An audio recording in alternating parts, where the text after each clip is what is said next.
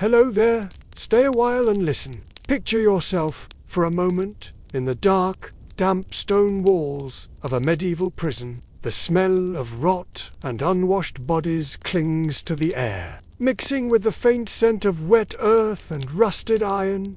Your hands are shackled, your legs aching from being bound for so long. The only sounds you hear are the groaning of fellow prisoners and the echo of dripping water from the cold stone walls. There's no light, just a faintest flicker of a distant torch, its light barely penetrating the thick gloom that surrounds you. You are no longer in the comfort of your home, your world now confined to this filthy pit.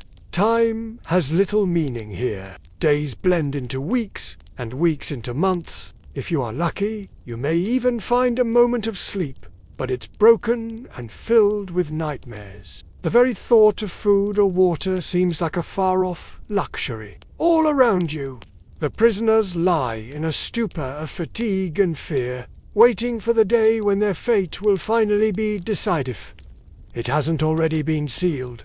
Medieval prisons weren't simply places of detention. They were places of punishment, designed not only to lock away criminals, but to break their spirit, to humiliate, and to make them face their own insignificance. Those who survived this hellish existence were shaped by it, their souls hardened by the suffering they endured. In this journey, we will explore the ghastly realities of life in these prisons. How would you survive the dehumanizing conditions? How would you endure the physical pain of torture, the mental anguish of isolation, and the gnawing hunger in your belly? And perhaps most haunting of all, how would you come to terms with the knowledge that death could be the only escape? So sit back and relax, if you can, as we unravel the grim tapestry of medieval prisons, where each corner tells a story of despair, resilience, and the fight for survival.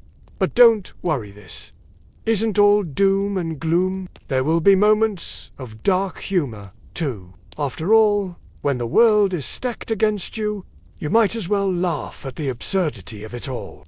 The architecture and conditions of medieval prisons. Let's step into the dungeon itself. The architecture of a medieval prison wasn't designed with comfort in mind. Quite the opposite. It was built to remind you of your place in society, to strip you of your dignity, and to break your will. Whether in a stone tower or beneath the great castles of lords and kings, these prisons were cold, uninviting, and built with thick, impenetrable walls to ensure that escape wasn't an option. The idea wasn't just to imprison you, it was to ensure that you felt trapped mentally, emotionally, and physically. You would have found yourself locked away in a cellar, small, windowless room with only a small slit of light to give you any sense of time. Though this was rare, the air was thick with dampness and mildew, and you could feel it sinking into your bones. The stone walls, slick with the moisture that had seeped through them over the centuries, were not meant to protect you but to isolate you. Prisoners rarely saw sunlight again unless they were being dragged out for questioning or trial. The light was an even rarer luxury if it existed at all. Food was sparse and often inedible. Bread, if you were lucky, would be given to you stale and moldy, or perhaps gruel so thin it might as well have been water. For the wealthier prisoners, those of noble birth, or those with connections, food might have been a little better.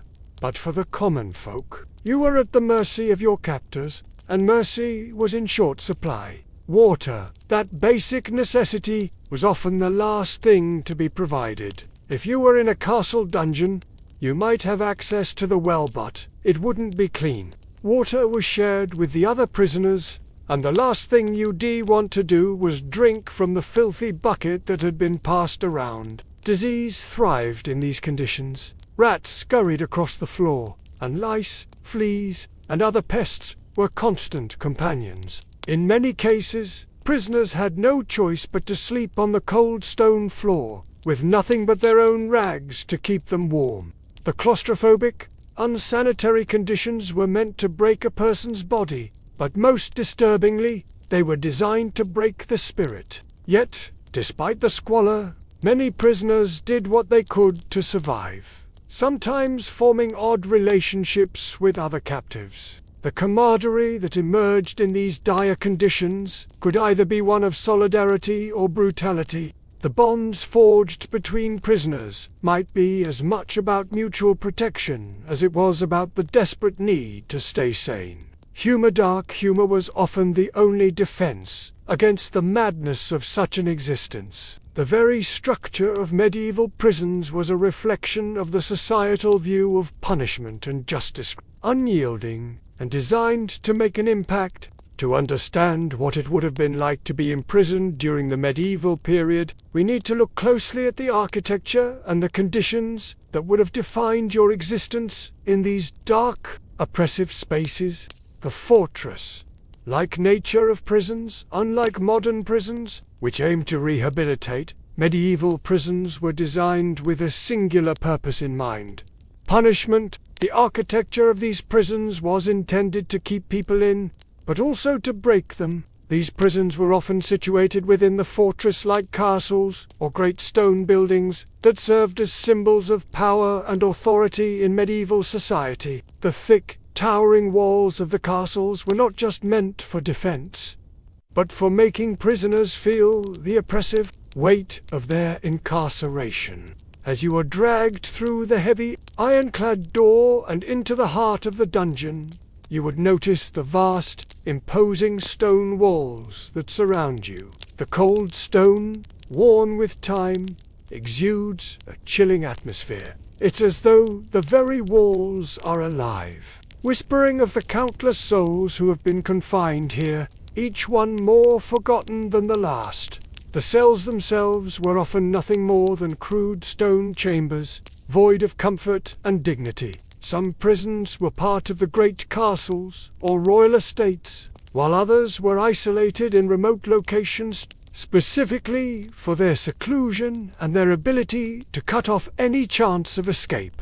These dungeons were often built deep underground to maximize their inaccessibility, and even the entrance was an afterthought. The only way in or out was through a small, barred door or an unforgiving iron grate that kept the darkness of the dungeon at bay. The further down you went, the darker it got, until you could barely see anything at all, your world confined to the damp, cold, and oppressive gloom of your cell. The architecture was calculated to break your will. Prisoners were often kept in these isolated spaces, where the light of day rarely reached, and the air was stale, thick with the smell of old stone and mildew. Windows, if they existed at all, were small, narrow slits in the stone, sometimes just enough to let in a breath of fresh air or a fleeting glimpse of the outside world, but never enough to offer any real sense of freedom. The term dungeon itself conjures up images of dark, underground chambers, and indeed, many medieval prisons were located beneath ground level, often in the deepest, most uninviting parts of castles. These were not mere cells, they were caverns of despair. For the few who were unfortunate enough to be placed in these subterranean holes, the sensation of being buried alive was as much mental as it was physical. The air was damp, cold, and often smelled of decaying refuse. No comfort, no dignity, the absence of human rights. The design of these prisons was as cruel as it was efficient. The idea was not to provide comfort, but to strip the prisoner of any sense of humanity, making them face the harsh reality of their punishment. There was no attempt to alleviate the suffering or provide any comforts of life. Prisoners were often forced to lie on the cold, damp floor, covered with nothing more than tattered rags or chains. Beds, in the sense we understand them today, were a rare luxury. The mere thought of a soft mattress or a blanket was laughable. Instead, they lay in their filth, surrounded by rats, lice, and their own which often went uncollected for days or even weeks. The space allotted to prisoners was usually so cramped that they had little room to move. Imagine being confined to a tiny stone room with nothing but the dampness of the walls closing in on you. You would have to sit on the cold floor, chained to a wall or a post, forced to endure the physical discomfort and psychological torment of confinement. If you were lucky enough to be placed in a cell, there was at least some minimal separation from the other prisoners. But this wasn't guaranteed. Overcrowding was a constant issue in medieval prisons, as the ruling classes had little regard for the rights or well-being of the common folk. The medieval prison system wasn't designed for rehabilitation or even safety. It was designed to punish, and it did so with brutal efficiency. Prisoners would be left to rot in their cells, often without trial or explanation. Imagine the endless uncertainty. There was no telling how long you would stay there. Weeks, months, years. Time became meaningless in these stone chambers. There was no concept of sentences in the way we understand them today. Most prisoners didn't know when they would be released, or if they ever would be. In this world, you were not innocent until proven guilty. You were guilty by default, and your punishment was a matter of when, not if. The filth hygiene in the medieval dungeon. Living in these prisons was not just a test of endurance for the mind and soul, it was a trial for the body too. Hygiene was non-existent. Most medieval prisons were filthy, overcrowded, and swarming with vermin. There was little, if any, chance of cleanliness. Prisoners would be left to wallow in their own filth, the conditions made worse by the lack of sanitation facilities. If you were lucky, there might be a single bucket or chamber pot shared by all. These were rarely emptied, and often overflowed, turning the dungeon floor into a soupy mix of human waste, spilled water, and mold. The stench would have been overpowering, foul enough to make it difficult to breathe. Your days would be spent in a haze of nausea, dizziness, and discomfort, unable to escape the constant assault on your senses. If you were among the unlucky, the lack of food and hygiene would soon lead to the infestation of lice,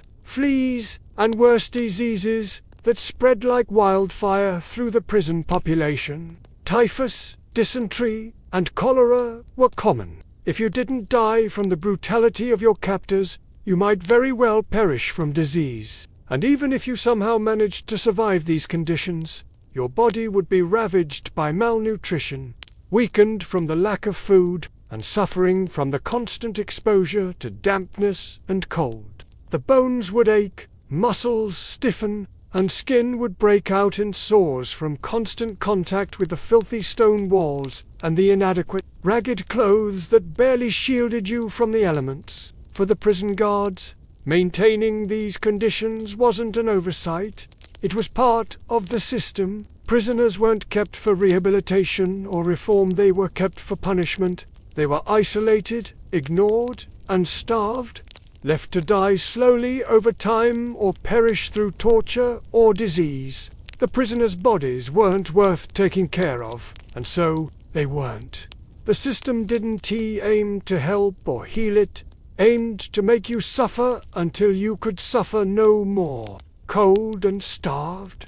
The psychological toll of imprisonment. The physical conditions were brutal, but the psychological toll was just as devastating. There were no comforts, no distractions. Prisoners were left with only their thoughts to torment them. Imagine the mental strain of living day after day in this environment, cut off from the world outside, unsure of when or if you would be released, and constantly confronted with the knowledge that your life was at the mercy of someone else's whims. Isolation was the most difficult aspect. Many prisoners, especially those kept in solitary confinement, had no human contact. The lack of interaction would eventually drive many to madness. Some prisoners lost their minds entirely after spending too long in these conditions, succumbing to what we now recognize as the effects of sensory deprivation and prolonged isolation. Others might have turned inward, resigning themselves to their fate and becoming numb to their.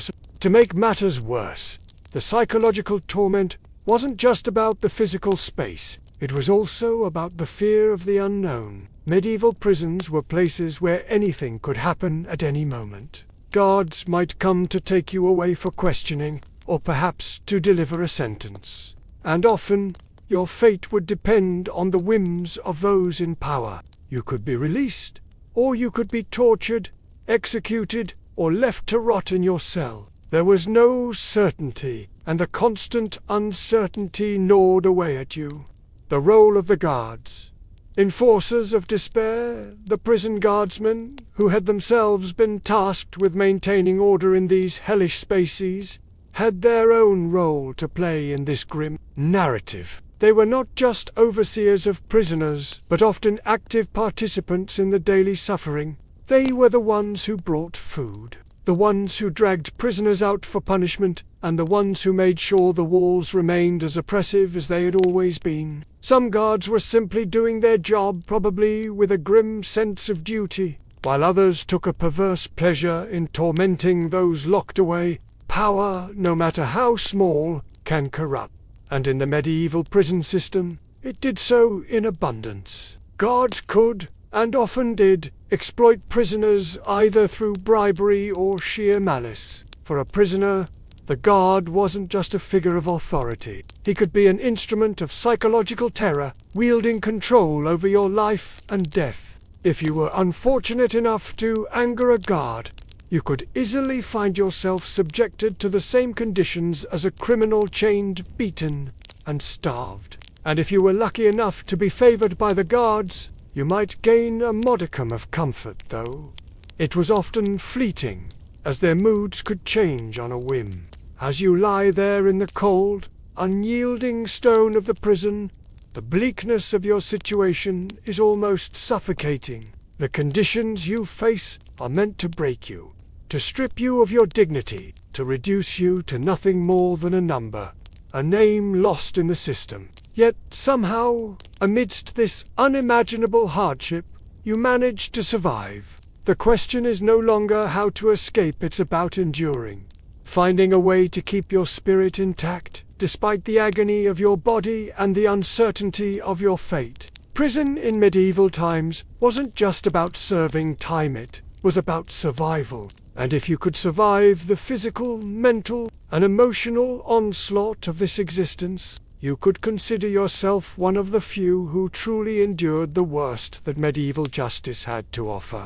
The prisoners who ended up behind bars, you may be wondering, who exactly found themselves in these terrible conditions? Medieval prisons were places where nearly anyone could end up, depending on the whim of the authorities or the ruling class. A common person might find themselves locked away for crimes as trivial as theft, vagrancy, or even speaking against the king or the church. The poor were especially vulnerable. To pay their debts, they could be thrown into prison, and their families would often be left to starve without the breadwinner's labor. The criminal justice system in medieval Europe was deeply flawed. Trials were often more about political maneuvering than actual justice. Wealthy or noble criminals could afford to bribe their way out of jail, or they might be allowed to await trial in comfortable settings. But for the poor, being accused of a crime meant almost certain imprisonment. The public, deeply steeped in religious fervor, might even cheer for the imprisonment of those accused of heresy or witchcraft. The torture of these accused individuals was seen as a righteous act to cleanse society. Those accused of treason were often given the harshest sentences. The mere suggestion that you were plotting against a king or noble could mean being thrown into a dungeon, tortured, and then executed. The methods of execution were varied, but often they were designed to be as gruesome as possible to serve as a warning to others. Sometimes, a simple accusation could condemn you to a life in the dungeon. For the nobility, especially, the threat of imprisonment was a tool of control. A noble family member who spoke out of turn or defied the authority of the monarch might end up locked away with little explanation, facing the risk of torture. If you were lucky enough to avoid a public trial, you might simply fade into the shadowy world of medieval prisons, where those left behind were often forgotten. There would be no comfort, no defense. You would wait until your trial, which could take years. The word innocent until proven guilty didn't hold much weight in medieval law. If you were accused, your life was in the hands of the judge and his interpretation of the law. Often, this meant you'd never make it to trial at all. You'd just rot away in the dark corners of the prison. You may be wondering, who exactly found themselves in these terrible conditions? Medieval prisons were places where nearly anyone could end up, depending on the whim of the authorities or the ruling class. A common person might find themselves locked away for crimes as trivial as theft, vagrancy, or even speaking against the king or the church. The poor were especially vulnerable and able to pay their debts. They could be thrown into prison, and their families would often be left to starve without the breadwinner's labor. The criminal justice system in medieval Europe was deeply flawed. Trials were often more about political maneuvering than actual justice. Wealthy or noble criminals could afford to bribe their way out of jail, or they might be allowed to await trial in comfortable settings. But for the poor, being accused of a crime meant almost certain imprisonment. The public, deeply steeped in religious fervor, might even cheer for the imprisonment of those accused of heresy or witchcraft. The torture of these accused individuals was seen as a righteous act to cleanse society. Those accused of treason were often given the harshest sentences. The mere suggestion that you were plotting against a king or noble could mean being thrown into a dungeon, tortured, and then executed. The methods of execution were varied, but often they were designed to be as gruesome as possible to serve as a warning to others. Sometimes, a simple accusation could condemn you to a life in the dungeon. For the nobility, especially, the threat of imprisonment was a tool of control. A noble family member who spoke out of turn or defied the authority of the monarch might end up locked away with little explanation, facing the risk of torture. If you were lucky enough to avoid a public trial, you might simply fade into the shadowy world of medieval prisons, where those left behind were often forgotten. There would be no comfort, no defense. You would wait until your trial, which could take years. The word innocent until proven guilty didn't hold much weight in medieval law. If you were accused, your life was in the hands of the judge and his interpretation of the law. Often, this meant you'd never make it to trial at all. You'd just rot away in the dark corners of the prison. Medieval prisons were not places for rehabilitation or justice, but for punishment, control, and containment. In this world, the prison was not a place of due process or humane treatment. It was a harsh, final stop before something far worse: torture, execution, or a life lived in the shadow of disgrace. But who exactly ended up behind these cold stone walls? Who was subjected to the nightmarish conditions of medieval incarceration? And how did the medieval justice system decide who went to prison and for what reason? Unlike modern justice systems, which focus on law and order, the medieval system was often far more chaotic and unforgiving. The concept of justice was deeply intertwined with politics, power, and religion, and was often a reflection of who had the most wealth and influence. The medieval prison was a tool of control, a place where the poor and powerless were kept under lock and key. While the elite could often escape with little more than a slap on the wrist, the scale of justice was tilted heavily in favor of those with power, leaving the common people vulnerable to all sorts of legal exploitation. Social class and prison. The poor as targets in the medieval world. Your social class determined your fate, especially when it came to justice. For the poor, imprisonment was an all-too-common reality. The law was rarely on their side. If you had no wealth, influence, or protection, you were vulnerable to the whims of the authorities. Accusations were often enough to send a poor man or woman to the dungeon. They didn't need to be proven guilty in the way we think of today. In many cases, just being accused was enough for a person to be locked away. Debt was one of the most common reasons for imprisonment. Medieval society had very little concept of bankruptcy, and if you were unable to pay what you owed, you could be thrown in jail, and often held there until the debt was paid.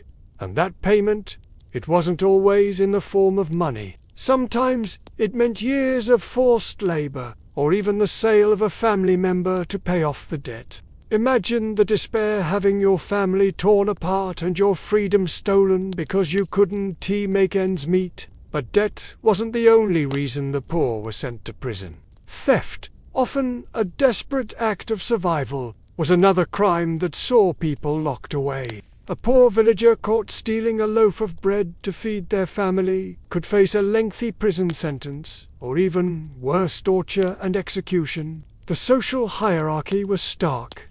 In medieval law, the lives of the poor were seen as expendable. They were considered the property of the higher classes and were treated accordingly. In some places, criminals of the lower class were not just punished, they were publicly humiliated. There was no dignity for the poor. No one cared whether they lived or died in these prisons.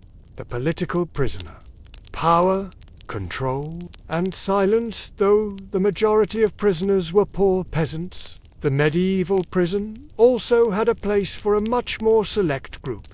The political prisoners. Medieval justice was often used to suppress dissent, to silence those who threatened the power of the monarchy or the church. Political prisoners were usually those who spoke out against the crown, the church, or any other ruling authority. They were dangerous, not because of any criminal activity, but because of their ideas. A nobleman, cleric, or even a commoner who challenged the status quo could find themselves imprisoned for the most absurd of charges: heresy, treason, witchcraft, or blasphemy. But what did these charges really mean?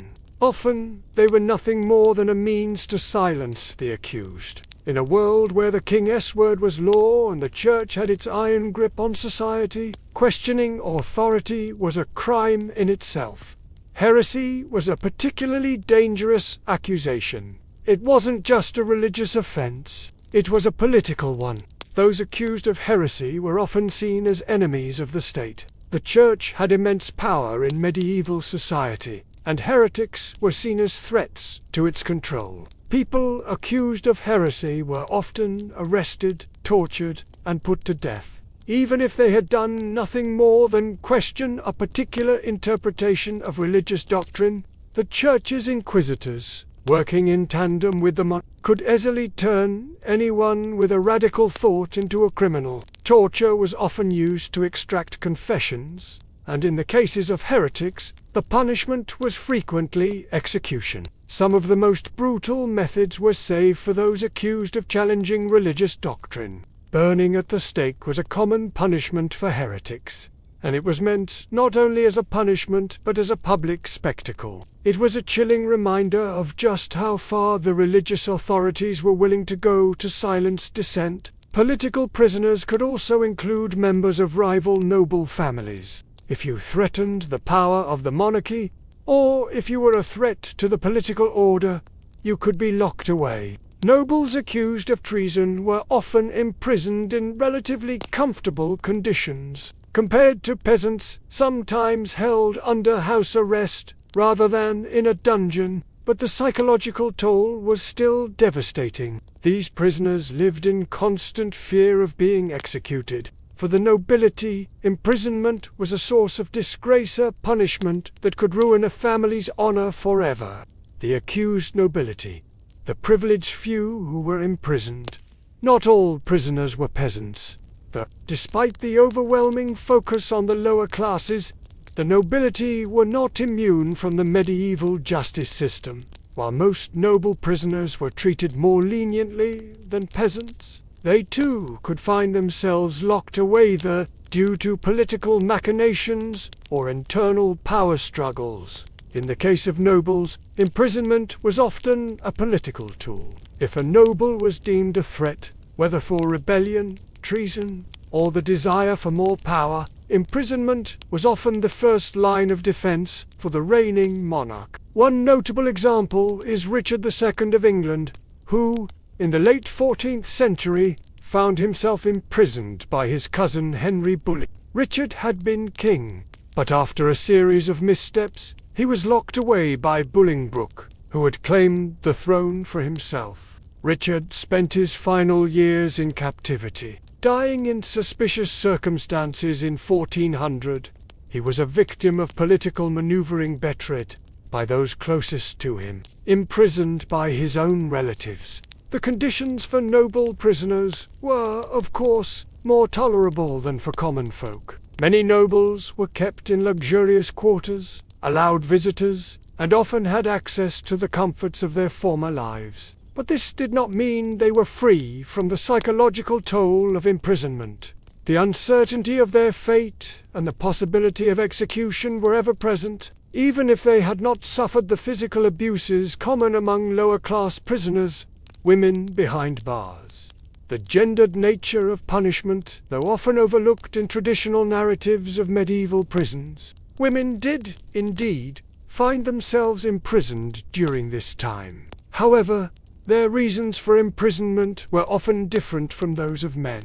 Women were more likely to be imprisoned for accusations related to witchcraft, adultery, or treason against the crown. The medieval world had a deeply patriarchal view of women, and they were often punished far more harshly than men for the same crimes. Witchcraft accusations were particularly dangerous. If a woman was accused of witchcraft, it often meant torture and a public trial, culminating in execution. The Church, in particular, had a long history of witch hunts, where women who were thought to possess knowledge of herbal medicine or healing were seen as threats to both the religious and political order. These women, often midwives or healers, were deemed witches and imprisoned in appalling conditions, facing not only physical punishment but societal scorn. Women were also more likely to be imprisoned for crimes related to their sexual prostitution,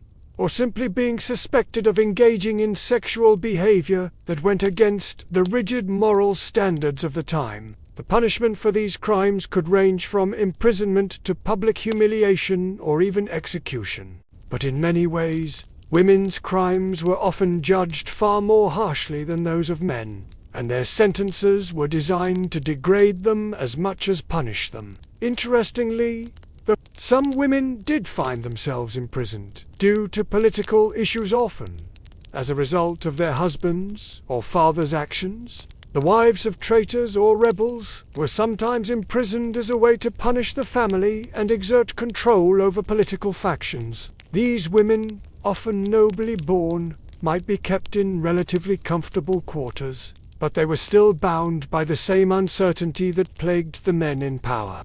The dark fate of debtors and criminals, while political prisoners and the nobility received attention in medieval prisons. The vast majority of prisoners were ordinary people who had committed crimes such as theft, vagrancy, or debt. The punishment for these crimes was often harsh. If you were caught stealing food to feed your family, you might find yourself imprisoned in one of the dank, overcrowded dungeons we've described. And if you couldn't pay off your debts, your life could be ruined as you spent years in prison, unable to work or support your loved ones. For the medieval peasant or criminal, the prison was an end, not a beginning. Unlike the nobility, they had no recourse, no support from family or the system, and if they didn't die in prison from disease or malnutrition, their only future was often an early death after they were released, too weak to survive the world outside.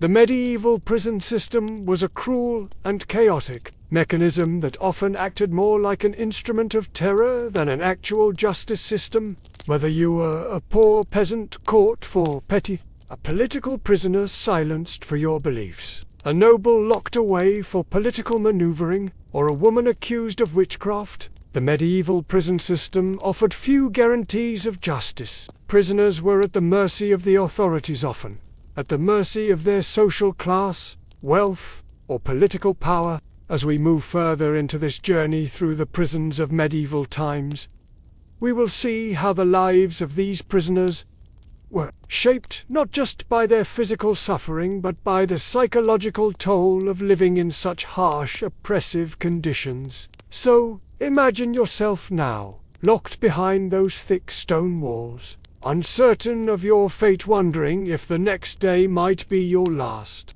Daily life in the dungeon.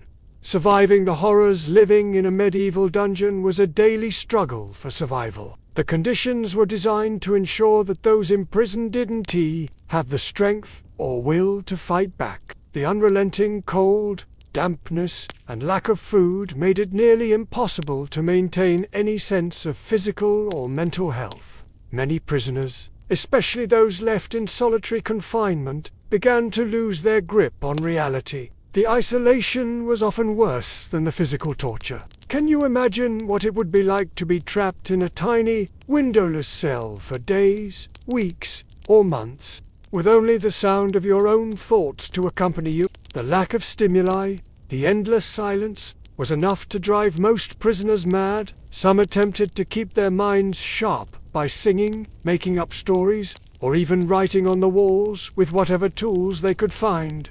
These small acts were often the only thing that kept prisoners from sinking into complete despair. The only things that might have provided relief were moments when you were allowed to stand before a priest to confess your sins, or when you were finally dragged out for trial. In some cases, prison was used as a space of punishment, for since guilt was assumed, and you were forced to pay for your crimes through physical and mental suffering. For those with any resources, there were rare chances for bribery. Guards might turn a blind eye if the price was right, and a prisoner could be smuggled in food, messages, or even luxuries, but this was only for the elite or those who could make connections. For the common folk, their daily life in prison was an endless grind of cold, hunger, and unrelenting boredom. And yet, some prisoners found ways to adapt to this hellish existence. They became cunning, learned to rely on their wits, and even found humor in their plight. They might mock the guards, share whispered jokes with fellow prisoners, or turn their grim surroundings into a dark comedy, laughing at the absurdity of their situation. It's said that even in the direst circumstances, the human spirit has a way of finding humor. Perhaps it was the only way to stay sane. Living in a medieval dungeon was a daily struggle for survival. The conditions were designed to ensure that those imprisoned didn't have the strength or will to fight back. The unrelenting cold, dampness, and lack of food made it nearly impossible to maintain any sense of physical or mental health. Many prisoners, especially those left in solitary confinement, began to lose their grip on reality. The isolation was often worse than the physical torture.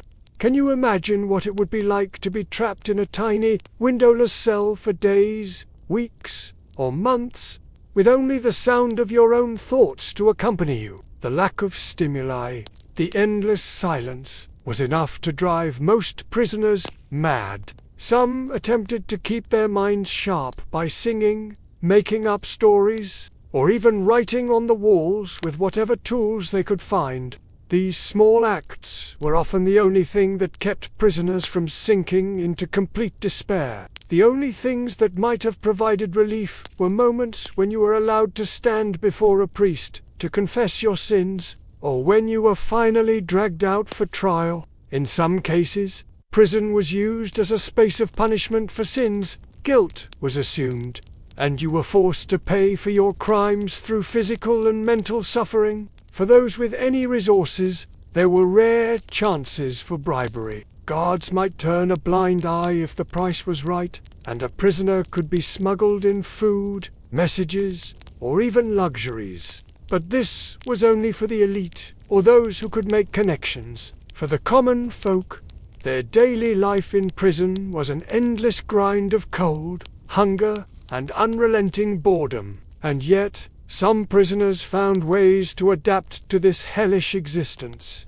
They became cunning, learned to rely on their wits, and even found humor in their plight. They might mock the guards, share whispered jokes with fellow prisoners, or turn their grim surroundings into a dark comedy, laughing at the absurdity of their situation. It's said that even in the direst circumstances, the human spirit has a way of finding humor. Perhaps it was the only way to stay sane. Once you have been thrown into the depths of a medieval dungeon, the reality of your imprisonment sets in. At first, there is disbelief. How could this be happening to you? Surely, someone will come to your aid, or the mistake will be rectified. But days turn into weeks, weeks into months, and you quickly realize that the chances of escaping or receiving any form of justice are slim. There is no savior in sight. There is only survival, and survival in this forsaken place takes on a grim, visceral form. Your world becomes one of darkness, dampness, and despair. The dungeon, more a tomb than a prison, is a constant reminder that you are nothing more than an object of cruelty and neglect, locked away in this hole because you are either guilty of a crime or, more commonly, a target of political or social agendas. But how does one survive here? What does the daily life of a prisoner entail when stripped of freedom, humanity, and hope? The suffering of the body, cold, hunger, and filth. As you stand in your small cell, shivering from the cold, you begin to understand the true meaning of discomfort. The air is cold and damp, cold enough to numb your limbs and bite into your very bones. The stone walls, thick and ancient, absorb moisture from the earth, and it's not long before you feel it in your skin. The wetness makes everything unbearable. There's no heat, no warmth, not even a semblance of comfort. Every part of your body aches. Your feet are swollen from standing in the same position for hours. Your hands numb from being shackled to the cold iron walls. You try to move, to stretch, but the chains bite into your flesh, forcing you back into the confined space. The weight of your own body becomes a burden, and the stones beneath you seem to suck the very life out of you. This place isn't just a prison for your body, it's a prison for your mind. The cold, the darkness, the lack of space, all come together in a suffocating weight that keeps you from breathing, from moving freely, from feeling human. Hunger is your constant companion. You can't remember when the last time you ate was. There's no schedule. There's no mealtime. If you're lucky, some prison guard will throw you a chunk of stale bread or a scrap of meat, but the portions are miserly, barely enough to sustain you. The food that's handed out is often moldy, spoiled, and unfit for consumption. The bread is so old it crumbles to dust in your hand, and the water, if you're allowed any, is often lukewarm, dirty, and full of rust. A bucket of water is a gift from heaven, and yet it may be the only liquid you have for days. But it's not just the cold and hunger that take their toll. The filth around you is unimaginable. You share your cell with other prisoners, some of whom have been locked away for years. The walls are smeared with grime, and the floor is covered in a layer of blood and refuse that has been left to fester over time. The stench is overpowering. It's a mix of human waste, mold, and rotting food, all baked into the stone and the air. The smell clings to your skin, to your clothes, to your hair. You feel it in your lungs as you breathe, and even when you try to sleep, the stench invades your dreams. You and your fellow inmates are left to relieve yourselves in the same space. There's no toilet, no privacy. Prisoners are forced to use chamber pots, or simply piss where they stand. The guards rarely empty them, and they're often left to overflow, creating pools of filth on the floor. Insects crawl through the muck, adding to the unholy atmosphere of the place. The rats, too, come and go. They scurry across the floor, climbing over the prisoners in search of food scraps and warmth. You can feel them in the dark, the scratching of tiny paws against the stone as they gnaw at whatever they can find. The psychological toll. the slow madness of isolation, but perhaps even worse than the cold and hunger is the isolation. Imagine the mental strain of being locked away with nothing but the passage of time to keep you company. The first few days, maybe even weeks, you may hold on to some hope. You tell yourself that this is a temporary setback. Someone will come, someone will help. But soon, you begin to lose track of time. Days blur together, and the once familiar sound of voices fades into the distance. You're left alone with your thoughts, your worries, your regrets, your fears. The silence is overwhelming. Without the distraction of normal life, your mind becomes a battlefield. The isolation of the dungeon is not just physical, it's mental. You begin to feel the walls closing in, the very air you breathe becoming thicker and heavier. The sound of distant footsteps above becomes a haunting reminder that the world has continued without you. Outside, life moves on, but in here, you are no longer a part of that world. You are a forgotten soul, locked away in a tomb, waiting to be either forgotten entirely or dragged out to face your fate. As days, weeks, and months pass, you begin to feel your sense of self slipping away. You may talk to yourself sometimes out loud, sometimes in your mind. Your mind becomes a blur of fragmented thoughts, memories of the life you once had, and your desperate hopes for the future. The most mundane tasks begin to feel impossible. Even sleeping becomes an effort. You can't escape the constant sense of dread that gnaws at you, and it's here, in this place of isolation, where your mind begins to break down. For some, the isolation leads to madness. Some prisoners begin to talk to the walls, believing that they hear voices or that they can see things in the shadows. Others become withdrawn, existing in a state of half-sleep, only to snap back to a harsh awareness. When the guards arrive, there are those who find solace in prayer, desperately hoping that some higher power will hear them and free them from this living hell. But even prayer can feel futile when you realize that no one is listening and no one is coming. You begin to lose track of time. The once clear line between day and night is lost. The only thing that keeps you tethered to reality is the cold, the hunger, and the filth that surrounds you.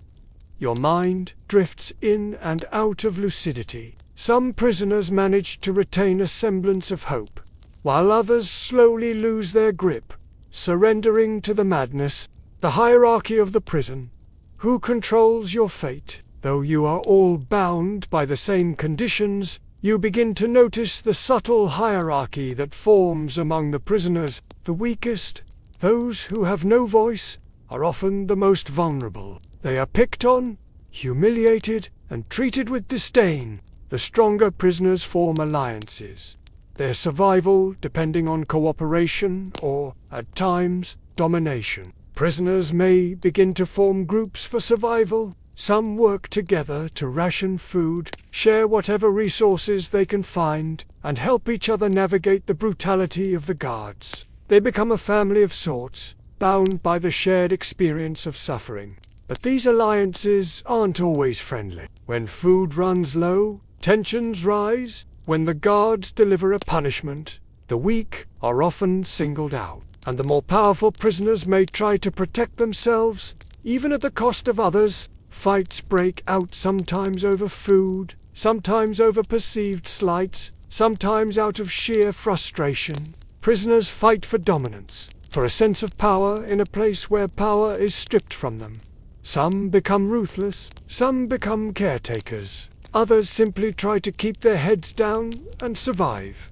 Even the guards play a role in this dynamic. Prisoners know that the guards are not just the enforcers of the law, they're also key players in the power struggle. Guards can be bribed, blackmailed, or there are prisoners who have managed to win favor with the guards, either through charm or coercion, finding ways to obtain extra food, better treatment, or even the chance to escape for a brief moment. But these relationships are frail. At any moment, the guard could change their mind or decide that you've outlived your usefulness, and with that, You return to the state of misery you've always known. The hierarchy shifts constantly. One moment, you might be a trusted ally. The next, a forgotten victim. Just another face in the crowd of suffering souls. Dark humor in the face of despair amidst the filth, the cold, and the mental torment. The human spirit clings to survival in strange ways. Some prisoners, rather than letting despair take over completely, find a strange solace in humor. It may be dark humor, laced with sarcasm or bitterness, but it's a survival mechanism. Prisoners make jokes about their tormentors, about the absurdity of their situation, and about the insanity of the system that has kept them imprisoned for so long. They laugh to keep from crying, to keep their spirits from breaking entirely. The humor becomes a coping mechanism. Perhaps one prisoner makes fun of the guard, who's too lazy to lock the doors properly. Perhaps another jokes about how he has been fed so little that he could probably slip through the bars of the window if only he didn't feel so weak. In a world where everything is bleak, laughter becomes a rare, fleeting dinger, brief spark of defiance against the grim surroundings. The absurdity of it all, the injustice, the senselessness, can sometimes be so overwhelming that the only thing left to do is to laugh at it. And so, you survive, not by escaping or by winning freedom, but by enduring, by finding whatever shred of light you can in the darkness. Because, in the end, it's not just your body that's imprisoned, it's your mind. And if you can keep your mind intact, you've won a small victory. The tortures and punishments, medieval justice. Now we arrive at the most grim part of medieval imprisonment. The torture. The medieval world was one of cruelty, and torture was seen as both a punishment and a method of extracting confessions from the accused.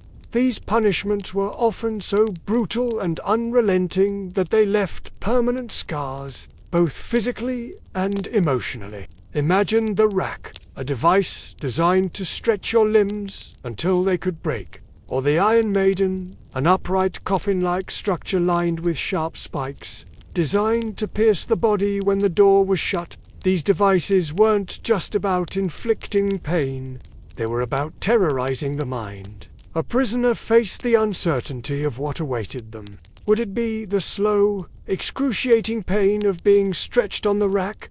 Or would they be tortured by fire, water, or whipping? What made these punishments even more terrifying was their randomness. You never knew when you might be dragged out for a session with the torturer. One minute, you could be lying in your cell, dreaming of freedom. The next, you'd hear the creak of chains and footsteps growing louder, signaling your fate. Torture wasn't just about breaking the body, it was about breaking the spirit, making sure that when you emerged from your ordeal, you were nothing but a shell of who you were before. Many prisoners would confess to anything to end the pain. It didn't matter whether they were guilty. Confession was a way to escape the agonizing torment.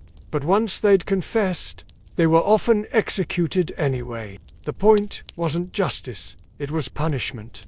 And that, dear listener, was medieval justice in its purest form.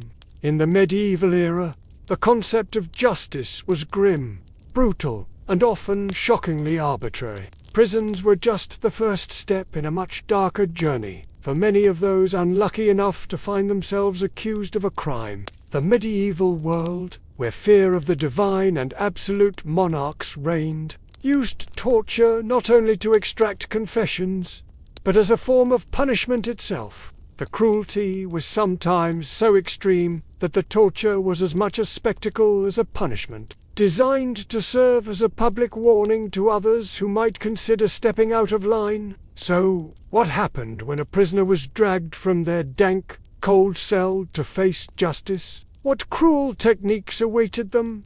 And how did these tortures leave their mark not just on the body, but on the spirit? The tools of torture, instruments of suffering. The medieval torturer was an artisan in agony. For those tasked with carrying out the king's or the church's will, the tools of torture were their weapons. and they wielded them with both clinical precision and perverse enjoyment. These tools were designed not just to inflict pain, but to break the body in such a way that the prisoner would confess or die trying. The rack was one of the most infamous devices of torture. Picture a wooden frame with ropes attached to each limb, forcing the prisoner to be stretched in every direction. The goal was to dislocate joints, tear muscles, and eventually rip the victim's limbs from their The pain was excruciating, and the physical damage often permanent. The victim would be pulled to the brink of death, but would be kept alive to prolong the agony. For many, the sight of the rack was enough to induce panic and despair. The rack was not only about physical pain. It was about making the prisoner feel utterly powerless, reduced to a piece of meat in the hands of their The Iron Maiden is another image that still chills to this day. It was a standing, coffin-like structure, adorned with spikes on the inside. When the victim was locked inside, the spikes would pierce the body, causing horrific injuries. But the design of the Iron Maiden was especially cruel, because it didn't immediately kill the prisoner. Instead, it inflicted a slow and agonizing death. As the spikes slowly perforated their body, the victim would be left to bleed to death or die from shock, but only after hours of prolonged suffering. The medieval fascination with this device is a testament to just how far cruelty could stretch. Then there was the Wouldn iron-bound device of agony. The victim was strapped to a large wooden wheel and their limbs broken before being left to slowly die. The wheel was often used for public executions, and the sight of the prisoner on the wheel was meant to be a grim warning to all who saw it. The victim's suffering didn't end with the torture. The victim's body would be left on display for days or weeks, a horrifying reminder of the power of the state or the church.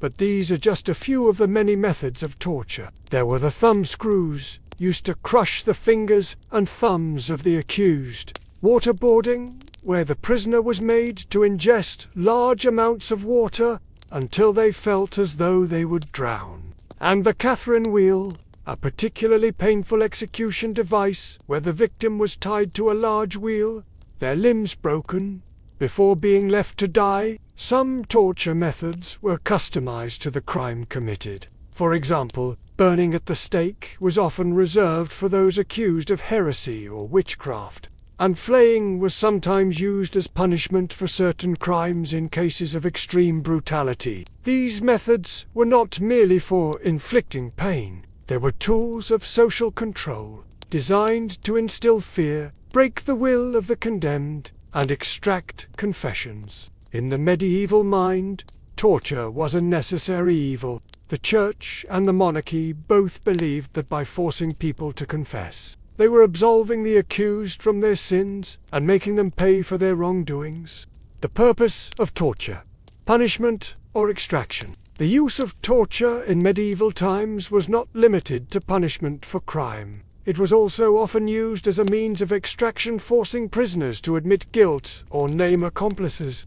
This practice was not just common, it was institutionalized. In fact, it was considered perfectly legitimate to torture someone into confession, even if there was no clear evidence of their guilt. If a person was accused of a crime, whether it was heresy, theft, or treason, they were expected to confess, regardless of whether they were truly guilty. The church was particularly ruthless when it came to heresy. Heresy was viewed as a direct challenge to the divine order, and was thus considered an unforgivable sin. Those accused of heresy, whether for questioning the church, practicing unholy rituals, or simply holding unconventional beliefs, were often subjected to the most brutal forms of torture. The ultimate goal was to get the accused to recant their sinful beliefs, to force them to admit their wrongdoings, and to purge them of their heretical thoughts. In many cases,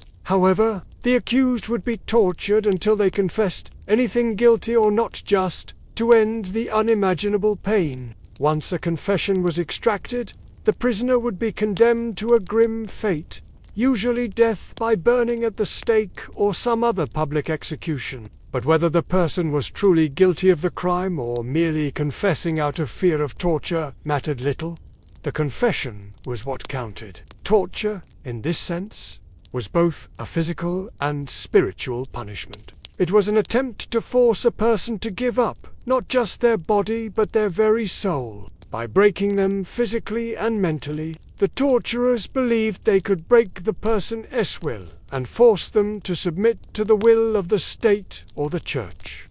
The aftermath, the physical and psychological scars, the physical toll of these tortures was catastrophic. Many prisoners, once subjected to these devices, were left maimed for life. The physical scars were only the beginning. The damage to the body could include broken bones, severed tendons, torn muscles, and internal injuries that would never fully heal. Victims often lived in chronic pain for the rest of their lives. The marks left by these devices were not just visible, they were haunting. In many cases, victims had their hands, feet, or faces permanently deformed by the instruments used on them. Some would never regain full use of their limbs, while others would die from infections or complications stemming from their injuries. But it wasn't just the body that suffered. The psychological scars of torture were deep, often far more damaging than the physical ones. The trauma of being subjected to such violence left permanent marks on the psyche. Prisoners who survived the tortures of the medieval period often lived with nightmares, flashbacks, and an overwhelming sense of helplessness for the rest of their lives. In some cases, those who survived physical torture might have endured such mental anguish that they were left permanently broken, their minds fractured by the trauma. The psychological effects of torture were often compounded by the fear and stress of awaiting the next session, not knowing whether they would survive or be broken completely. The fear of torture could often cause prisoners to crack mentally even before they were physically harmed, making the whole process even more insidious. The role of the torturer, a man of power and duty at the center of this grim spectacle, were the torturers themselves. These men, sometimes women, though rare, were tasked with carrying out the agonizing work of breaking prisoners. But who were these individuals? Were they simply sadists who enjoyed inflicting pain? Or were they just doing their job, following orders without questioning the morality of their actions? Most medieval torturers were employed by the state or the church. They were trained professionals who understood the tools of their trade and knew exactly how far to push a prisoner before death or irreversible injury occurred. But despite this clinical approach, the job of a torturer was still fraught with moral questions. Some torturers took a cold, detached approach to their work, viewing it as just another task. For them, the victim was just a nameless figure, a prisoner to be processed, a case to be handled. These torturers often saw their work as an official duty, carried out in the name of justice or religion. However, there were others who reveled in the power they held over their victims. In some cases, torturers found pleasure in the suffering of others. This sadistic enjoyment could make the process even more unbearable for the prisoner. These torturers took pleasure not just in the physical pain they caused, but in the psychological suffering they inflicted by drawing out the process for as long as possible. The medieval torturer's role was a paradox. At once a figure of fear, a servant of the law, and a carrier of moral ambiguity, their work was seen as essential to maintaining order. But it was also a reminder of the brutal, often arbitrary, nature of medieval justice, public spectacles. Torture as entertainment in the medieval world. Torture was often a public event, a spectacle meant to warn others of the consequences of crime or dissent. The most famous public tortures were those of heretics, witches, or traitors. These events were designed not only to punish the individual, but to send a message to the crowd. Now, Who were these men and women who performed such grisly work? The torturers weren't just sadistic individuals. They were often respected members of society, tasked with carrying out the will of the crown or church. They were skilled in their craft, with years of training to understand the body's limits and how far they could push a person without killing them outright. Some torturers saw their role as just another job. They didn't see the prisoners as people, but as animals to be controlled. For others, however, the job was more complex. Many torturers, while carrying out their duties, began to revel in the power they held over life and death. Torture was not just about punishment, it was about control, a form of dominance that allowed the torturer to feel omnipotent. But it wasn't all cruelty. Some torturers became known for their relatively humane treatment of prisoners, if that can be said of anyone, inflicted pain for a living. But those were the exceptions, not the rule. Most torturers were brutal, their techniques often designed to maximize suffering. In the grim and brutal world of medieval justice, the figure of the torturer holds a unique and unsettling place. As the official agent of pain and suffering, the torturer was someone who wielded immense power over life and death, often tasked with extracting confessions from those accused of crimes, or punishing them for their perceived wrongdoings. But who were these individuals? What motivated them to carry out such horrific acts? Were they simply servants of the law, or did they find a twisted sense of satisfaction in their work? Torturers were often not just hired hands, but official agents of the state or the church. Their role was to enforce the law, maintain order, and extract confessions. In many ways, they were integral to the medieval justice system, but their position was fraught with moral ambiguity. They were seen as necessary evils in the eyes of the authorities, tools for upholding the rule of law and protecting the state or church from perceived threats. Yet, the methods they employed were so cruel, so inhumane, that it is difficult to imagine how one could reconcile this brutality with the supposed ideals of justice and righteousness that they were meant to serve. So, who were these people? How did they become torturers? And how did they carry out their grim duties? Let's take a closer look at their roles, motivations, and relationships with both their victims and the society they served. The origins of the torturer, from craftsman to executioner. The path to becoming a medieval torturer was not one that most people sought out voluntarily. In fact, it was often a job taken by those with few options or those who had already become entrenched in the darker corners of society. Torturers were frequently trained in specific trades. These were crafts that required a steady hand, precision, and an understanding of how to manipulate and reshape materials. Skills which were equally necessary when working with the cruel tools of torture. In many cases, a torturer would have come from a background in one of these crafts, and they would be trained by a more experienced practitioner, learning not only how to use the tools of torture, but also how to administer pain in a way that served the authorities' needs. The torturer was both a craftsman and a brutal enforcer. They needed to be skilled at using tools such as the rack, the Iron Maiden, and the thumb screw, but they also had to be capable of adapting their methods to the specific demands of each case. Some torturers specialized in extracting confessions, such as those who worked with the Inquisition, where their sole purpose was to extract confessions from suspected heretics. Others worked as executioners, carrying out the final punishment once the torture had been deemed effective. The role of the torturer was often a family profession, passed down through generations. Sons would follow in the footsteps of their fathers, inheriting the trade and the reputation associated with it. Torturers were typically employed by kings, nobles, or religious authorities, anyone with the power to wield the law. For these individuals, the job was a stable, though gruesome, livelihood. But what was it like to be part of this twisted profession? the motivations, duty, power, or pleasure. At the heart of the medieval torturer's role was a question of motivation.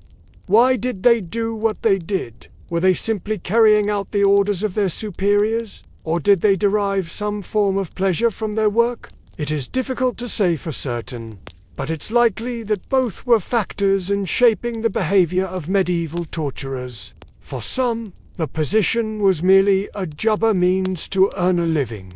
Torturers weren't typically seen as individuals of high status. In fact, they were often looked down upon by society for the nature of their work. But they were necessary to the system, and as such, their role was tolerated, even if they were not always respected. Many torturers may have seen their work as no different from that of a blacksmith forging a sword or a carpenter building a house. It was a job with a clear set of rules, a craft that required skill and training. But there were others who found power, and perhaps even a sense of joy in the act of inflicting pain.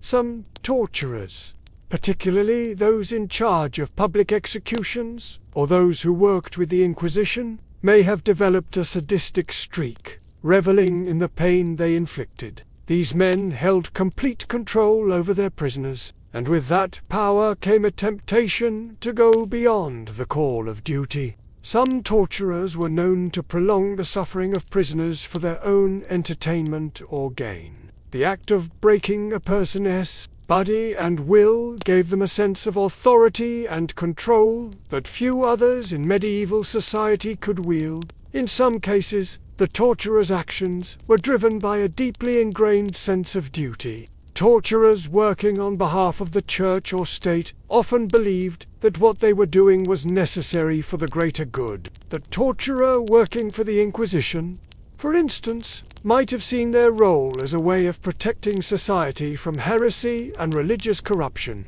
The goal wasn't just to punish the accused, it was to purify their soul, to force them to repent for their sins and return to the righteous path. This rationalization gave torturers the ability to perform their tasks without questioning their morality. They were simply tools of the law, carrying out divine orders.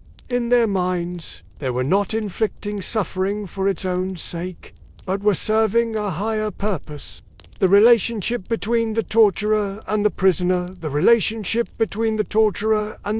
was, at best, one of animosity, and at worst, one of total dominance and submission. The torturer was the embodiment of the law and the state, while the prisoner was seen as the anemia transgressor of societal norms, who needed to be broken down physically, mentally, and spiritually. For the prisoner, the torturer was a figure of terror, a relentless force of destruction. But for the torturer, the prisoner was often nothing more than an object, an instrument through which justice would be delivered. In some cases, however, prisoners and torturers did interact in ways that went beyond the physical act of torture. Some prisoners, desperate for a reprieve from their suffering, would try to form relationships with their captors. This could take the form of pleading for mercy, bribing the torturer, or even attempting to sway them with promises of future favor. In rare instances, a torturer might take pity on a prisoner, or choose to show mercy, though such acts were exceptions rather than the norm. For the most part, however, the relationship was one-sided. The torturer held all the power. It was their job to strip the prisoner of their dignity, their strength, and their will. The prisoner had no choice but to endure. There was no compassion in the medieval prison system, no room for mercy. Torturers were not there to help the prisoner. They were there to break them. And breaking a person's spirit was just as important as breaking their body. The psychological impact on the torturer, we cannot overlook the psychological toll that being a torturer must have taken on these individuals. Torture, as a regular part of their work, could have a profound effect on the torturer's own psyche. For those who were able to compartmentalize their duties and view torture as nothing more than a job, the emotional impact might have been minimal.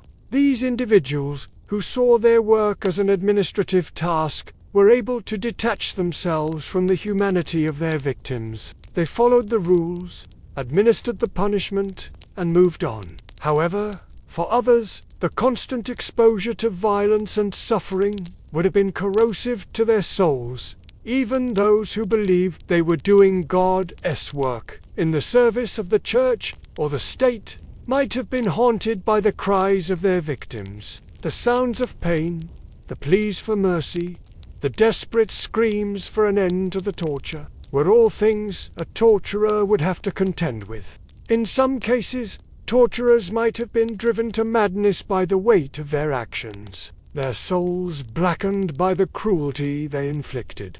The morality of torture, justifying the injustice. The role of the torturer existed in a society that saw torture as a legitimate and necessary tool of governance. In the medieval world, justice was not about fairness. It was about power. The monarchs, religious leaders, and nobles who governed society often viewed torture as a necessary evil, a tool for maintaining order, eliminating dissent, and ensuring obedience. The idea of a fair trial, where an accused person could defend themselves, was not the norm. Confessions were far more important than truth, and torture was seen as an acceptable means to extract those confessions. In this worldview, torturers were not seen as morally corrupt. They were seen as essential cogs in the machine of justice. They were following orders, doing their duty. The idea that the prisoner might be innocent, or that the methods used were inherently wrong, rarely entered into their thinking. For many torturers, the act of inflicting pain and suffering on another human being was justified by the belief that they were serving a higher purpose. The torturer's role in medieval society was complex, shaped by both necessity and perverse enjoyment, duty and cruelty. They were the agents of pain, the enforcers of a brutal system of justice that was designed not just to punish the guilty, but to break the spirit of all who came into their path, whether they were motivated by a sense of duty, by the power they wielded, or by a sadistic pleasure in inflicting suffering. The torturers were integral figures in the medieval world. The act of torture, then, was not just a job for these individuals. It was a reflection of a society that saw violence as a legitimate means of control. Torture wasn't just an instrument of justice, it was an instrument of power, meant to remind everyone that the authorities, whether the crown or the church, and would break anyone who challenged their authority. The brutality of torture was intended not just to punish, but to terrify, to instill a sense of helplessness and fear in both the prisoner and society at large. Medieval torture served multiple purposes. It was a form of physical punishment, meant to extract confessions, to punish the guilty, and to cleanse society of perceived threats, but it was also a psychological weapon, breaking the minds of prisoners and demonstrating the full extent of the power of the state and the church. The torturer's work was integral to maintaining control over society, ensuring that those who broke the rules, whether through crime, rebellion, or heresy, were punished in a way that was both visible and terrifying.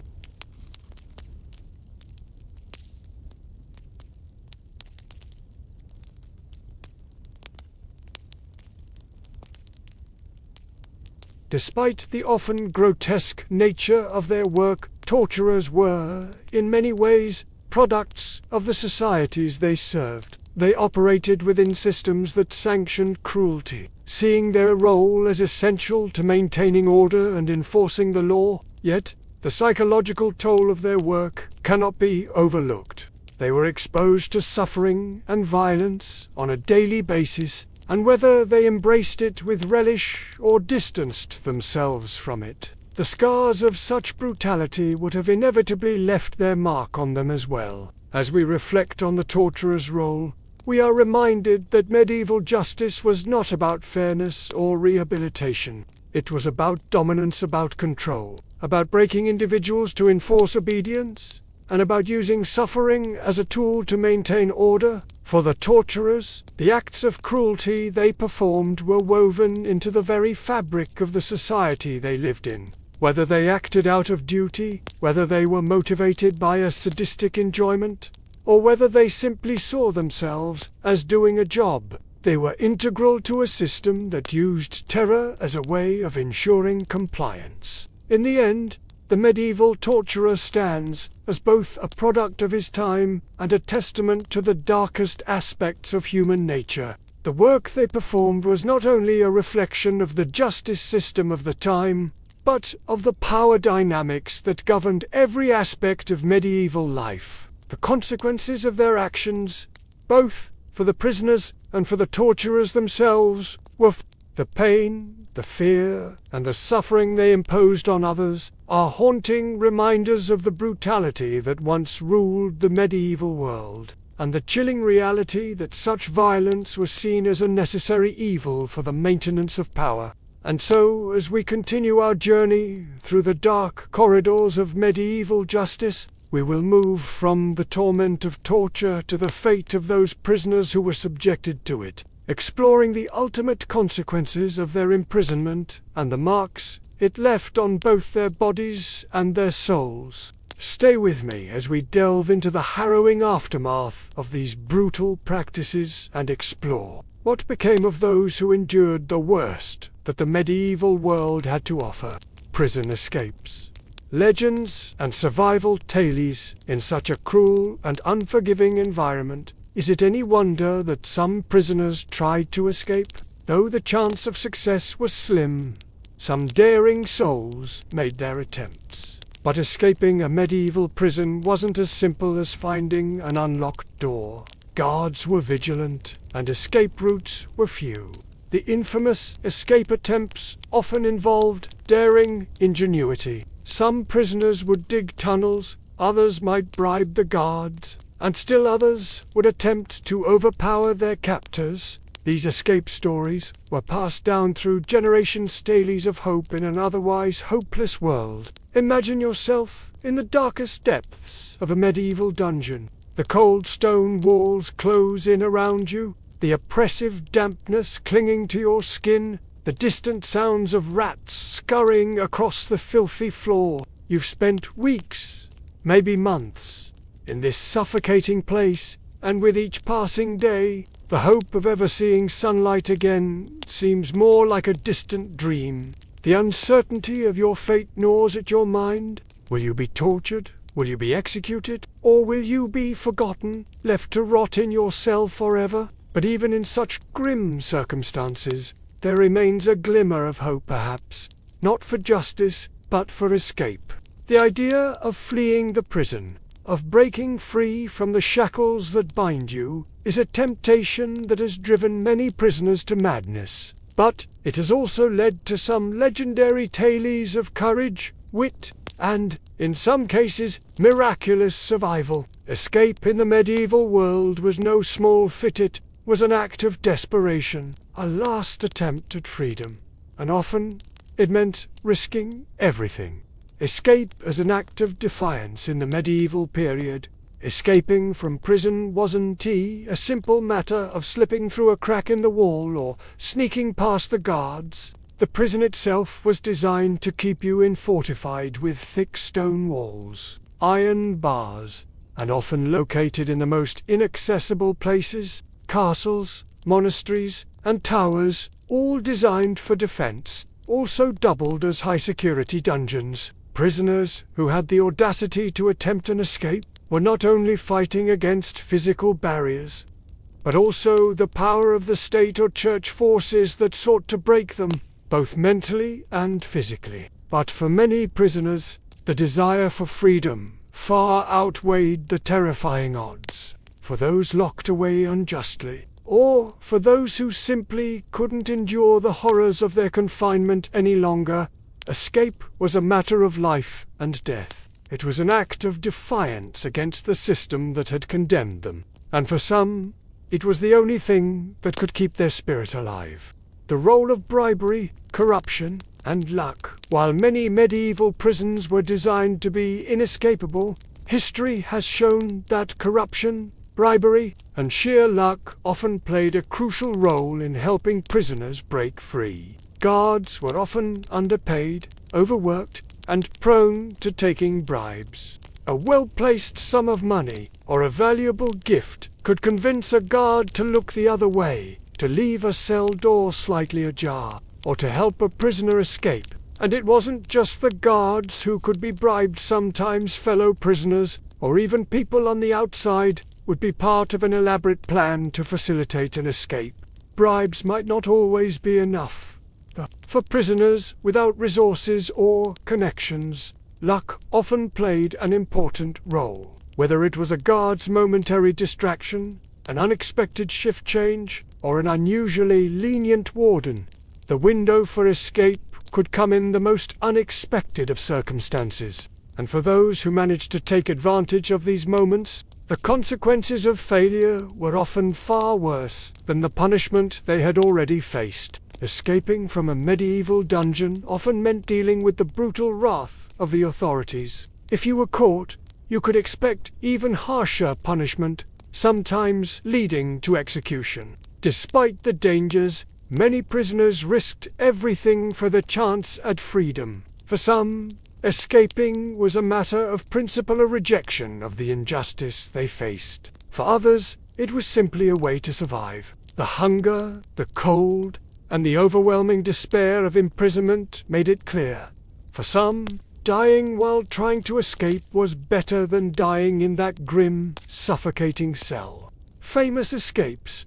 Legends from history. Throughout history, there have been legendary tales of daring escapes that have captured the imaginations of people for centuries. Some of these stories were exaggerated, some were based on truth, but all of them reflect the extreme lengths to which prisoners would go to regain their freedom. One of the most famous medieval escape stories is that of Eleanor of Aquitaine, one of the most powerful and influential women of the medieval period. In 1174, Eleanor's marriage to King Henry II of England began to unravel as their political differences deepened. As tensions rose between the couple, Eleanor found herself imprisoned by her husband. She was confined in a castle, under heavy guard, far from the public eye. But Eleanor was no ordinary noblewoman. She was a woman of great intellect, ambition, and resolve. After years of imprisonment, she managed to escape,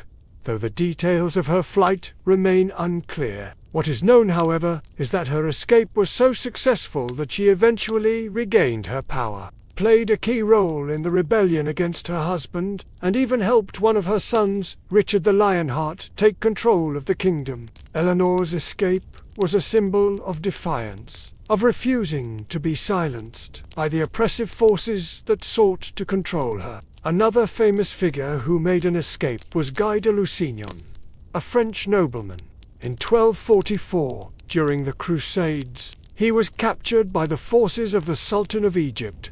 Guy was imprisoned in a dungeon, his chances of survival and escape slim. However, through a combination of clever deception and the help of bribed guards, Guy managed to escape and return to France, where he continued his campaigns. His escape is remembered not only for the ingenuity required, but also for the danger he faced in escaping a well-guarded prison. In the case of John of Gaunt, the 14th century Duke of Lancaster, we have a story of a nobleman caught in the tangled web of political strife. While not a conventional prison escape story, John found himself at the mercy of King Richard II, and was imprisoned in the Tower of London for a short period after falling out of favour. Although his confinement was brief and he wasn't tortured, John's time in the Tower remains an important historical note. His ability to regain his political power and influence after such a period of confinement highlights how survival in medieval prisons often hinged on one's connections,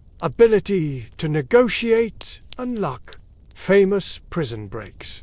The ones that didn't make it. Not every escape attempt ended in success. Some prisoners were far less fortunate, and their attempts at freedom were met with brutal consequences. One such infamous failed escape was that of Richard II, the King of England. In the early 14th century, Richard II was overthrown and imprisoned by his cousin Henry.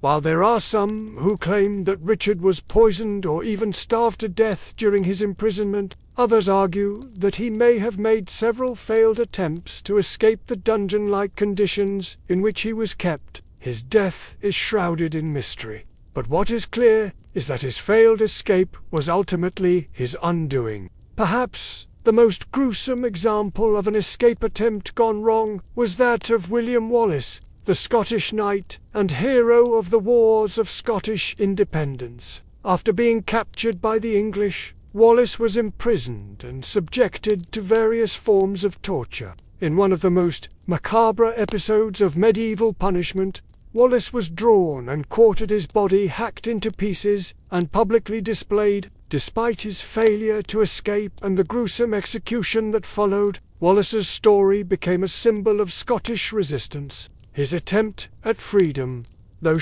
became one of the most famous and tragic examples of a prisoner's struggle against the system.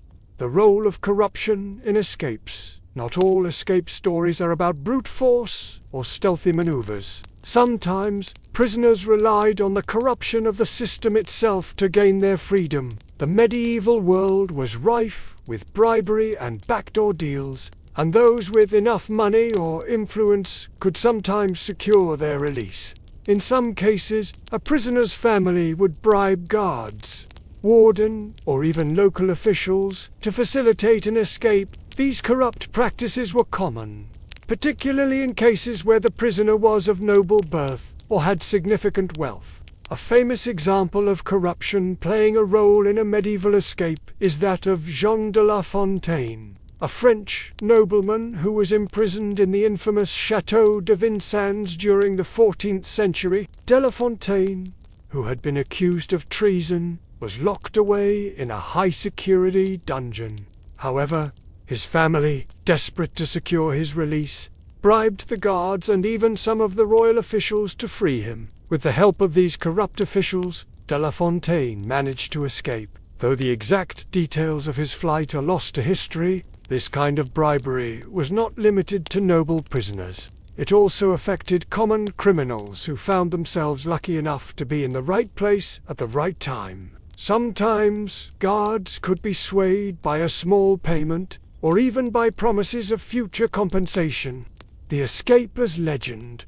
Stories of survival and endurance, whether real or mythologized, stories of medieval escapes became part of the cultural fabric of the time. They were tales of courage, wit, and survival in the face of insurmountable odds. For many prisoners, the idea of escaping was a form of mental survival, a dream that, while improbable, offered a sense of hope in an otherwise hopeless existence. In medieval literature and folklore, these tales were spun into heroic epics, with prisoners often portrayed as daring heroes who outsmarted their captors and defied the overwhelming power of the state. These stories of survival provided a glimmer of hope that escape, however improbable, was always a possibility. No matter how dark the prison walls might seem, the escape as legend. Stories of survival and endurance, whether real or myth, stories of medieval escapes became part of the cultural fabric of the time. They were tales of courage, wit, and survival in the face of insurmountable odds. For many prisoners, the idea of escaping was a form of mental survival, a dream, while improbable, offered a sense of hope in an otherwise hopeless existence. In medieval literature and folklore, these tales were spun into heroic epics, with prisoners often portrayed as daring heroes who outsmarted their captors and defied the overwhelming power of the state. These stories of survival provided a glimmer of hope that escape, however improbable, was always a possibility, no matter how dark the prison walls might seem. Escape as the final act of rebellion in the harsh, unforgiving world of medieval prisons. Escape was more than just an attempt at freedom. It was a final act of rebellion. a defiant refusal to accept the fate that was being forced upon you. For some, it was a desperate cry for survival. For others, it was a testament to the resilience of the human spirit.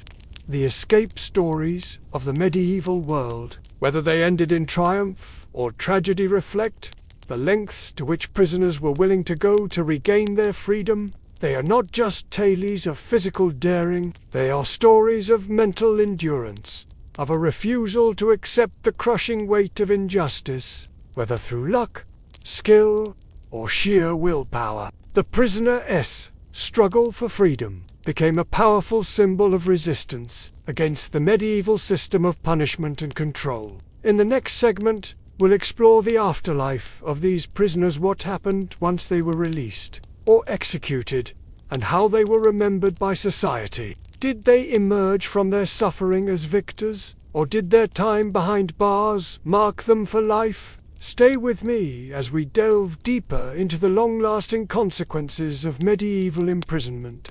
The afterlife of prisoners. Punishment beyond the jail. Even after prisoners were released or executed, their ordeal wasn't necessarily over. Ex-prisoners often faced a lifetime of stigma. Those who survived the horrors of torture could never truly recover. Many suffered long-term physical and psychological effects, crippled bodies, shattered minds, and damaged reputations. For those who were executed, there was no chance of redemption or healing.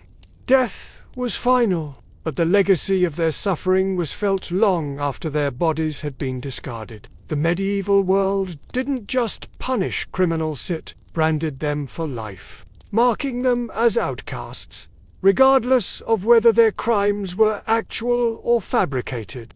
The stigma of being a prisoner, social isolation and scorn. Being sent to prison in the medieval world wasn't just about serving time, it was about losing your identity, your dignity, and your place in society. The medieval justice system was built on a complex web of social hierarchy, and those who fell from grace were not easily forgiven. Even after a prisoner was released, if they were lucky enough to avoid execution, they carried the mark of their imprisonment with them. Prisoners who had been tortured, branded, or mutilated often found it impossible to reintegrate into society. Medieval communities didn't believe in rehabilitation. If you had been imprisoned, especially if you had been subjected to public punishment or disgrace, your reputation was permanently tainted. You were seen as someone who had crossed the moral or legal line, and that stain remained.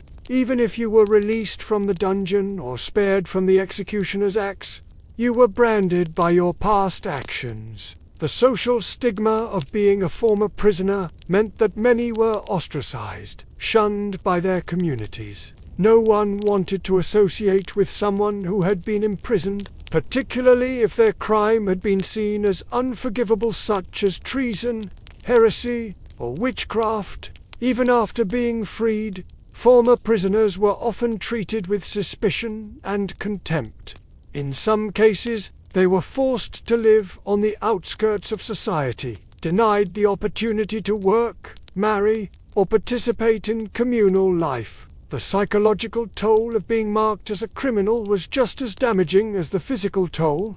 The stigma made it difficult to trust anyone, and the mental scars of being imprisoned in such harsh conditions could haunt a person for the rest of their life. Many former prisoners found themselves living in constant fear of retribution, their every move watched, their every action scrutinized.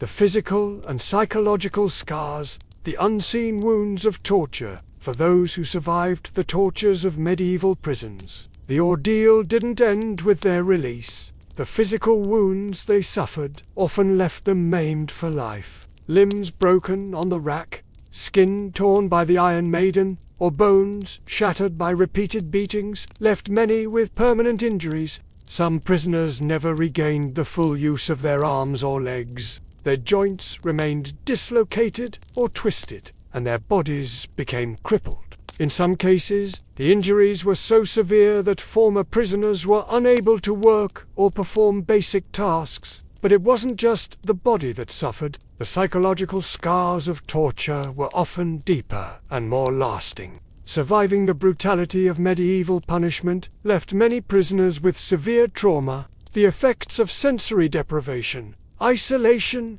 and repeated violence could break a person's spirit. Survivors of medieval torture often suffered from post-traumatic stress disorder long before such a diagnosis existed. They experienced nightmares, flashbacks, and uncontrollable fear. Imagine living with the memories of the rack's cruel stretch, the sharp pain of the thumbscrews, or the oppressive silence of a dungeon. Even years after the physical wounds had healed, the mental scars remained. The trauma could shape every aspect of a person's life. How they interacted with others, how they viewed authority, and how they coped with the world around them. The prison, the torture, and the execution could haunt the mind for a lifetime.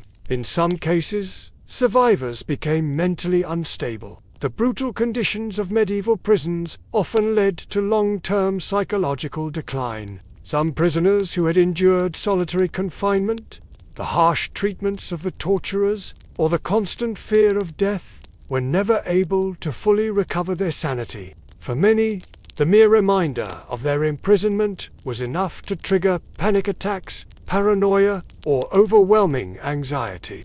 Life after execution. The reputation of the dead for those who were executed. Their lives ended in the most brutal and public of ways. Public executions were not just about punishing the body. They were also about sending a message to society. The execution was a spectacle, often attended by large crowds eager to witness the suffering and death of the condemned. The more brutal the execution, the more it served as a warning to others who might consider committing similar crimes. But once the condemned were executed, what became of their legacy? Even in death, they were marked. The body of the executed criminal was often treated with extreme disrespect. In many cases, it wasn't enough for the person to be killed. They were often displayed publicly afterwards, sometimes hanging from gallows or left in the public square to decompose. As a reminder of the consequences of defying the law, the family and loved ones of the executed prisoner were also affected by the stigma. The death of a family member by execution could ruin a family's reputation, and in some cases, it could lead to further punishment for the relatives. Those associated with the condemned were often ostracized, unable to escape the shadow of the execution. If a prisoner was executed for treason, for instance, their entire family might be marked as traitors and could be subject to punishment, imprisonment, or even execution themselves.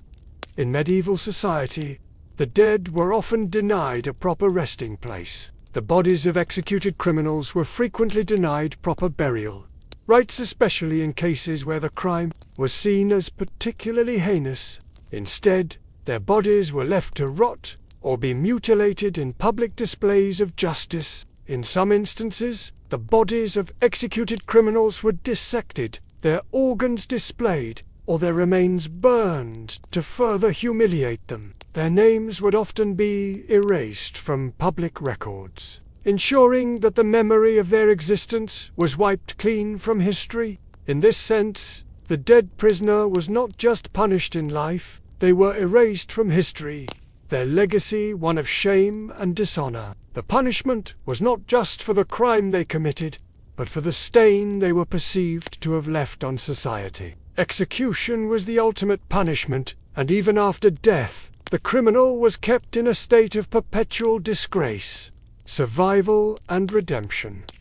The rare few who escaped the stigma, however, despite the severe punishment, some prisoners did manage to reintegrate into society after their release. In rare cases, survivors could redeem themselves.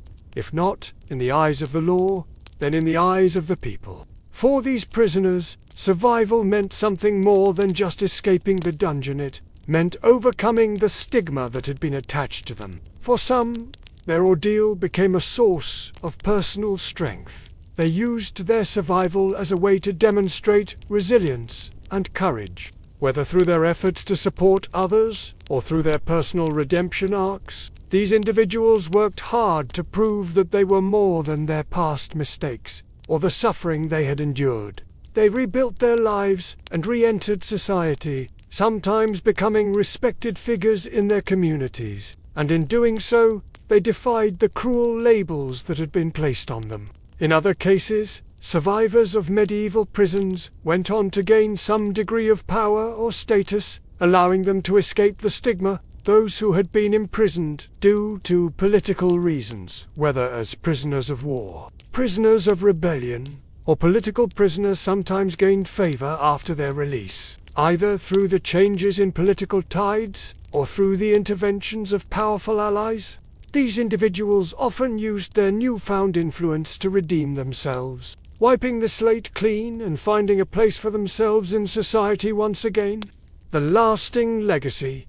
The prisoner's afterlife in history. The legacy of medieval prisoners is as much about the suffering they endured as it is about how society chose to remember them. While some were erased from history, others, often the famous, the politically important, or the exceptionally brave, became symbols of defiance and resistance. Take, for example, the infamous Joan of Arc.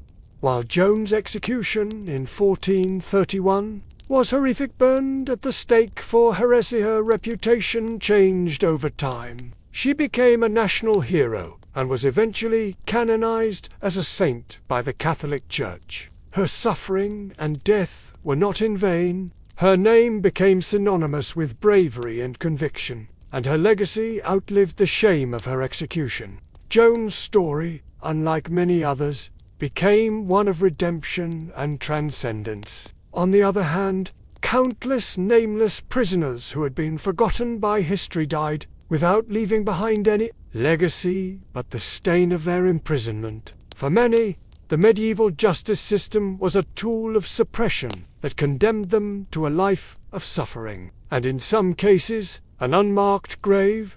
They were erased from the historical record, their names lost to time. But even in the silence of history, their suffering is remembered. The stories of their pain, their torture, and their execution are a testament to the brutal power dynamics that shaped the medieval world. Their afterlife exists not in the records, but in the stories passed down through generations, in the lessons learned from their suffering, and in the recognition that justice, when wielded unjustly, can scar not just individuals, but the very fabric of society.